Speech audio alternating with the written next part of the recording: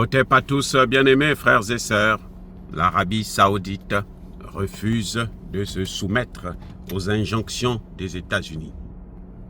C'est la deuxième fois en une semaine, en un mois plutôt, la deuxième fois.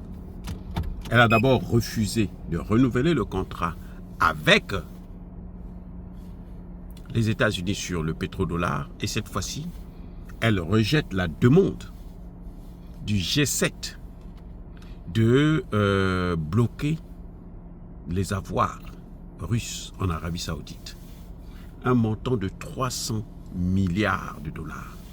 Le G7 demandait à ce que l'Arabie Saoudite puisse prendre ça et puis donner une partie à l'Ukraine et elle met l'autre partie dans ses poches. Eh bien, l'Arabie Saoudite a dit non. Donc, après avoir refusé de renouveler le contrat en ce qui concerne le pétrodollar, parce que vous savez très bien que c'est depuis 1971, quand l'Arabie Saoudite a signé des accords avec les États-Unis pour vendre son pétrole rien qu'en dollars, que le dollar a remplacé l'or, est devenu la monnaie d'échange et que tout le monde entier achète et vend le pétrole en dollars et pratiquement toutes les matières premières. Donc le dollar était devenu la monnaie de réserve mondiale. La Chine et la Russie, y compris maintenant l'Inde, est rentrée dans le jeu pour casser justement cette force du dollar. Et les États-Unis voulaient s'appuyer encore sur l'Arabie Saoudite pour qu'elle puisse renouveler cet accord.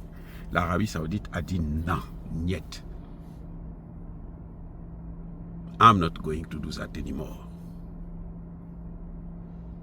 Donc, aujourd'hui, les États-Unis seront obligés désormais de payer leurs dettes eux-mêmes. Ce ne sera plus le monde qui va payer la dette des États-Unis. Ce ne sera plus la Chine et le Japon qui vont s'isoler ensemble, faire des efforts pour payer la dette des États-Unis. Puisque la Chine, aujourd'hui, est en train de vendre ses actifs aux États-Unis. Le Japon est en train de faire la même chose. Donc, vous voyez, le G7 a demandé à l'Arabie Saoudite de sanctionner la Russie en lui privant de ses avoirs. Et l'Arabie Saoudite a refusé. Le G7 a été obligé, pour consolider Zelensky, lui faire un prêt, lui accorder un prêt de 50 milliards de dollars. Et ce prêt va être payé en partie avec les actifs de la Russie qui ont été bloqués, volés, j'allais dire, en Europe. C'est aussi un montant équivalent près de 330 ou 350 milliards de dollars. Donc, ils étaient obligés de faire ça pour essayer de compenser un peu la position de l'Arabie Saoudite. Mais ce qui se passe, c'est que l'Arabie Saoudite, en fait, a pris cette position parce que l'Arabie Saoudite maintenant fait partie des BRICS. Donc, et les BRICS sont en train de travailler sur la possibilité de faire en sorte que plus les échanges entre les BRICS, entre eux d'abord et avec d'autres pays du monde entier, puissent se faire seulement dans les monnaies hors du dollar, en dehors du dollar. Et c'est ça la force justement. La force des États-Unis, c'était ça, le fait que vous pouvez faire des transactions dans le monde entier, mais les États-Unis ont une part là-dedans, qu'on le veuille ou non. Maintenant, ça va changer parce que, de plus en plus, l'Inde achète son pétrole avec sa monnaie, la Chine fait des achats. Déjà la Chine, qui était l'acheteur principal du pétrole américain, mais elle se tourne maintenant vers la Russie et plusieurs autres pays du monde. La Chine achète le pétrole en 2023 là, à près de 100 pays. Près de 100 pays du monde. Donc la Chine ne se fie plus aux États-Unis. La vente de l'achat de son pétrole, du pétrole américain, a baissé de plus de 40%. de plus de 40% et ça va continuer. Parce que la Russie met le paquet. Et puis la Russie lui offre un meilleur prix. Et les États-Unis sont obligés de s'appuyer sur l'Europe, là où ils peuvent vendre leur pétrole et le GLL, là, 4 à 5 fois plus cher que ce que proposait la Russie. Bref, en tout cas, l'Arabie Saoudite a fait tête aux géants américains et aux pays du G7. Et pourtant, elle ne fait pas partie du G7, mais elle a quand même pris position. C'est ce que nous demandons à Tshisekedi, de prendre ses responsabilités. Vous avez une matière première, vous vous vantez d'avoir les matières premières, mais faites en sorte que vos matières premières ne puissent pas être accaparées par d'autres. Sinon, vous ne valez absolument rien. Ça veut dire que vous n'êtes pas riche, ce n'est pas vos matières premières.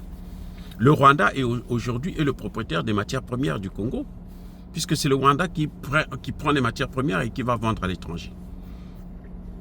Et Tshisekedi, regarde, Tshisekedi n'est pas capable de dire aux Américains, non, moi, avec votre partenariat là, ne me cause que des problèmes, moi je vais chercher d'autres partenaires. Quand ils vont chercher des partenaires, ils vont prendre l'EAC, maintenant la SADC, des pays qui, bon, à peine, eux-mêmes, ils sont libres, ils n'ont aucune liberté, alors que ce n'est pas ça. Nous avons une alternative aujourd'hui, il y a des pays qui peuvent nous aider, c'est la Russie, essentiellement, en premier lieu, en matière de sécurité, la Russie est le premier pays. En matière économique, c'est la Chine, ce n'est même pas la Turquie. La Turquie peut nous aider là, mais rien. Tshisekedi préfère aller former ses militaires en Belgique. Regardez-moi un imbécile comme ça. Là. Un imbécile, il va former ses militaires en Belgique. Il a plus confiance à la Belgique qu'à la Russie. Vous voyez comment c'est stupide? Et les pays européens ont dit, nous on ne va pas te vendre les armes létales. Mais il leur fait quand même confiance. Comment tu peux arriver jusqu'à ce point, être naïf à ce point? Ça, ce n'est plus la naïveté, c'est l'idiotie. Le ridicule ne tue pas, heureusement. Bref, en tout cas, l'Arabie Saoudite se comporte comme un État qui veut qu'on respecte sa souveraineté, qui s'affirme sur l'échiquier international. Et pourtant, l'Arabie Saoudite n'est pas plus riche que la RDC. Je vais vous le faire savoir. L'Arabie Saoudite n'a pas plus de matières premières que la RDC. Elle n'a que le pétrole et puis c'est tout. Mais elle s'affirme quand même en tant que puissance. Bref, bien aimés frères et sœurs, nous saluons cette position de l'Arabie Saoudite parce que nous soutenons la Russie. Nous pensons qu'on n'a pas le droit de bloquer les avoirs de la Russie dans quelques pays que ce soit, même si c'est concernant la guerre en Ukraine. Parce que nous savons d'où et comment cette guerre a été faite. Et la guerre, celui qui fait la guerre, ce n'est pas forcément celui qui l'a déclenchée. Celui qui déclenche la guerre, c'est celui qui crée les conditions pour qu'il puisse y avoir une guerre. Dire cela, c'est inciter à la haine ou à la violence, non. Il y a colère, il y a malin. Encore une fois de plus, bien aimés frères et sœurs, je persiste et je signe. Soyez bénis, abondamment bénis par le Dieu des Kémites et par nos ancêtres angélisés. Vive l'Afrique éternelle, j'ai dit et j'assume.